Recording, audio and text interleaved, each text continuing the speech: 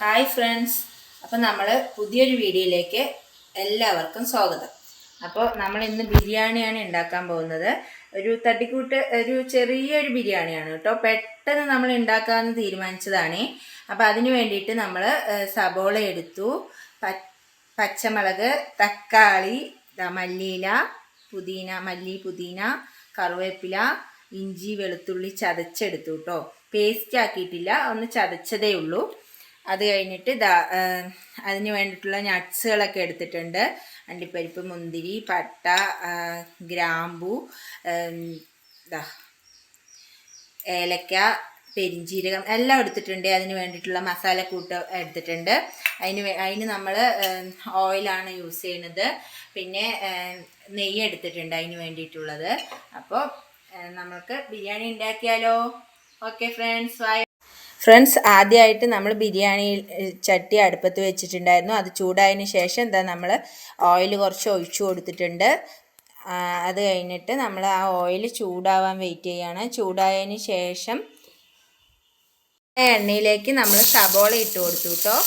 സബോള ഇട്ട് കൊടുത്തിട്ട് സബോള നന്നായി വഴങ്ങിയതിന് ശേഷമാണ് നമ്മൾ വേറെയുള്ള ഇൻഗ്രീഡിയൻസ് ഇട്ട് കൊടുക്കുക. അപ്പോൾ നമ്മൾക്ക് സബോള വഴയ്ക്കാം. സബോള വഴണ്ടുകൊണ്ടിരിക്കുകയാണ് ഫ്രണ്ട്സ്. അപ്പോൾ അതിന് ശേഷം അതിൽ ലേശം ഉപ്പ് ചേർത്തു. അതിനുശേഷം തക്കാളി ഇട്ട് കൊടുത്തു. തക്കാളിയും നന്നായി വഴണ്ടതിന് ശേഷമാണ് നമ്മൾ വേറെയുള്ള ഇൻഗ്രീഡിയൻസ് ഇട്ട് കൊടുക്കാം. അതിനുശേഷം നമ്മൾ തക്കാളി ഇട്ടതിന് ശേഷം നമ്മൾ പച്ചമുളക്, കറിവേപ്പില, ഇലകളെല്ലാം ഇട്ടു. ഇഞ്ചി, വെളുത്തുള്ളി എല്ലാം ഇട്ടു കേട്ടോ. പെട്ടെന്ന് ആവുന്ന ഒരു സ്മോൾ ബിരിയാണിയാണ് കേട്ടോ. അപ്പോൾ അതെല്ലാം വഴഞ്ഞ് വന്നിട്ടുണ്ട് ഫ്രണ്ട്സ്. അപ്പം നമ്മൾ ബാക്കിയുള്ള എല്ലാ മസാലകളും ഇട്ടു കേട്ടോ. പെട്ടെന്നാവുന്ന ഒരു ഇതാണ്.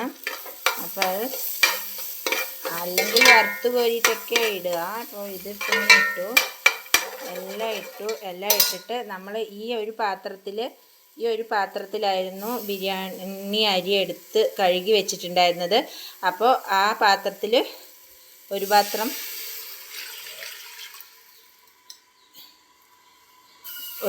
ഒഴിച്ചു. ഇനിയും ഒരു അരപ്പാത്രം കൂടി ഒഴിക്കാം കേട്ടോ.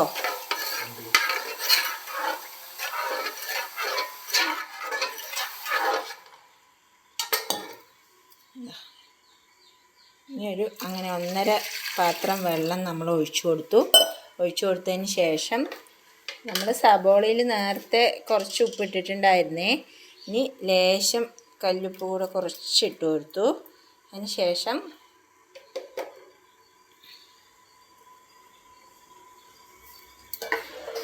കുറച്ചൊന്നിത് തിളയ്ക്കണേ.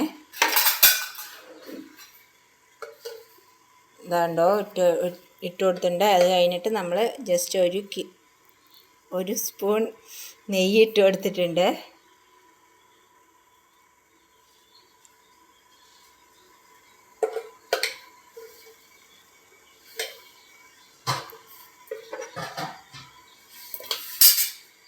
ഫ്രണ്ട്സ്, അപ്പോൾ നമുക്കിത് മൂടി വെച്ച് തിളയ്ക്കുന്നത് വരെ വെയിറ്റ് ചെയ്യാം. തിളച്ചതിന് ശേഷമാണ് അരി ഇടുക കേട്ടോ. ഫ്രണ്ട്സ്, അപ്പോൾ നല്ല പോലെ ഇത് തിളച്ച് വന്നിട്ടുണ്ട് വെള്ളം. അപ്പോൾ നമ്മൾക്ക് അരി ഇട്ട് കൊടുക്കാം കേട്ടോ. ഫ്രണ്ട്സ്, അപ്പം നമ്മുടെ ബിരിയാണി ഇവിടെ റെഡി ആയിട്ടുണ്ട്. നമ്മളത് ഇറക്കി വെച്ചിട്ടുണ്ടായിരുന്നു ഫ്ലെയിം ഓഫ് ചെയ്തിട്ട്. എന്നിട്ട് നമുക്കത് ബിരിയാണി ഇവിടെ സൂപ്പർ ബിരിയാണിയാണ് കേട്ടോ. നല്ല സ്മെല്ല് വരുന്നുണ്ട് ഫ്രണ്ട്സ്. അപ്പോൾ എല്ലാവരും സിമ്പിളായിട്ടുള്ള ഈ ബിരിയാണി ഒന്ന് ട്രൈ ചെയ്യണം. നല്ല ബിരിയാണിയാണ് കേട്ടോ. Okay friends, thank you.